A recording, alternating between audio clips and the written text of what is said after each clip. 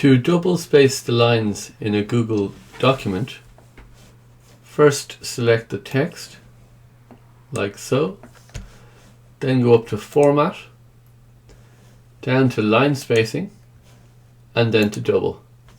And there you see the lines spaced with double spacing. You can also do it another way. I'll undo that operation first. Now that the text is still highlighted, I can go to the shortcut for line spacing, click that, and then down to double. And the same result is produced. So it's quite easy, folks.